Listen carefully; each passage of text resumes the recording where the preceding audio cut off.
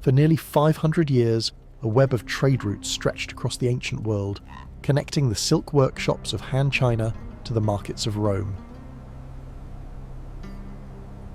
This was the Silk Road, not a single path, but a vast network of caravan trails crossing deserts, climbing mountain passes, and linking oasis cities scattered across thousands of miles.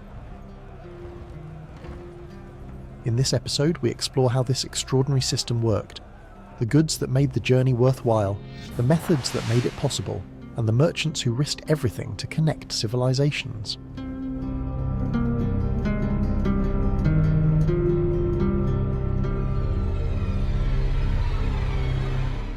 The most prized commodity travelling westward began as the work of caterpillars. Silkworms, fed exclusively on mulberry leaves, spin cocoons of continuous protein fibre, each cocoon containing up to 900 metres of usable thread. Workers harvest these cocoons before the moth emerges, then soften them in heated water to loosen the filament. The delicate process of finding and lifting a single thread requires patience. Multiple filaments are combined and wound onto reels to create threads strong enough for weaving. The finished thread reaches large workshops equipped with draw looms, complex wooden machines requiring 2 operators working in coordination. The resulting fabric emerges with patterns woven directly into the structure, not printed afterward. This labour-intensive process explains why silk commanded extraordinary prices. Colour came next. Mineral and plant-based dyes transformed white silk into valuable commodities: indigo from fermented leaves, yellow from saffron stigmas, red from madder root. Quality inspectors examined each bolt carefully. Alongside silk, artisans produced lacquerware, bronze mirrors, and ceramics. All goods that would travel westward alongside the precious fabric. Moving goods across thousands of miles of hostile terrain required more than courage. It required the right animals. Bactrian camels native to Central Asia became the engines of Silk Road commerce. Their 2 humps store fat reserves that sustain them through weeks of sparse grazing. Thick fur insulates against both scorching days and freezing nights. Wide, tough padded feet prevent sinking in soft sand. Long eyelashes and closable nostrils protect against blowing grit. No other animal could carry heavy loads across such distances so reliably. Loading these animals was a practiced skill. Wooden pack frames distributed weight across the camel's back without pressing on the humps themselves. Balance mattered critically. Uneven loads caused sores and injuries that could cripple an animal mid-journey. Experienced loaders knew precisely how to secure cargo, so nothing shifted during days of continuous walking. A typical caravan might include 60 camels or more, roped together in a single file line with one handler managing 4 or 5 animals. Armed guards protected against bandits. Dedicated supply camels carried water, dried food, and fodder. The caravan master, the most experienced traveller, led the entire operation, navigating by distant mountain landmarks and ancient stone cairns left by previous travellers. Dangers were constant. Sandstorms could strike with little warning, reducing visibility to nothing and burying both animals and cargo. Survival meant forcing camels down, covering exposed skin, and waiting.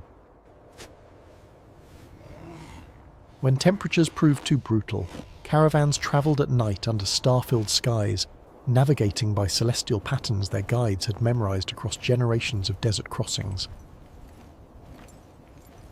Scattered across the desert like stepping stones, oasis settlements made long-distance trade possible.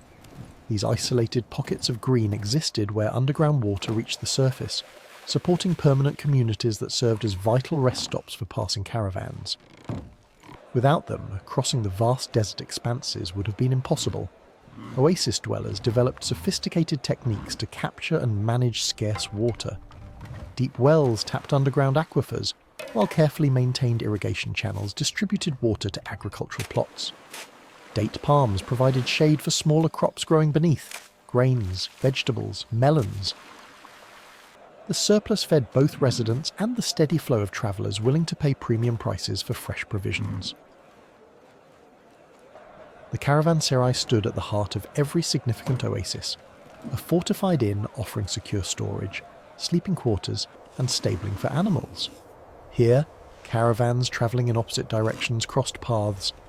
Eastbound merchants shared intelligence with westbound travellers, warnings about bandits, reports of sandstorms, advice on water sources ahead. This informal network of shared knowledge was as valuable as any traded commodity. Beyond the oases rose the mountain barriers. The Pamir and Tian Shan ranges presented different challenges than the desert. Narrow cliff trails, rope bridges spanning gorges, and high passes where thin air made every step exhausting. Caravans slowed dramatically, sometimes crossing bridges one animal at a time, handlers carrying cargo separately to reduce weight. At the highest passes, travellers left stone cairns and cloth offerings, acknowledgements of the danger overcome and prayers for safe descent. Below lay the fertile valleys of Central Asia, where the greatest trading cities of the ancient world awaited. The great trading cities of Central Asia, Samarkand, Bukhara, Kashgar, were the engines driving Silk Road commerce. These were not mere rest stops, but sophisticated commercial centres, where goods changed hands, fortunes were made, and cultures mixed on a scale found nowhere else in the ancient world. The Sogdian people dominated this middle ground. Master merchants and multilingual intermediaries, they facilitated trade between east and west for centuries. Their cities featured grand bazaars, permanent covered markets organised by specialty, where thousands of transactions occurred daily. Inside these bazaars, the products of distant civilizations sat side by side. Chinese silk hung beside Roman glassware. Indian pepper filled sacks near bales of Syrian wool. Lapis lazuli from Bactrian mines shared tables with jade carried from Khotan. The variety was staggering. Spices, textiles, metals, gems, ceramics, aromatics. Each item representing journeys of thousands of miles. Trade across such distances required solving a fundamental problem: currency. Dozens of different coinages circulated along the route: Chinese bronze, Parthian silver, Roman gold, Kushan copper, each with different weights and purities. Professional money changers became essential, using precision scales to determine actual metal content rather than face values. A coin's worth depended on what it weighed, not what any distant emperor stamped upon it. Negotiation itself crossed language barriers through practiced hand signals, displayed fingers indicating prices, and professional translators who understood multiple tongues. The Fergana Valley contributed prized horses so famous that Chinese emperors sent military expeditions to secure them. From India, southern routes brought pepper, cotton and ivory into the network.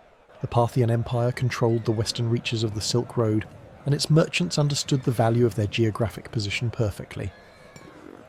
As middlemen between Sogdian traders and Roman buyers, they purchased silk at Central Asian prices and sold it at Mediterranean premiums.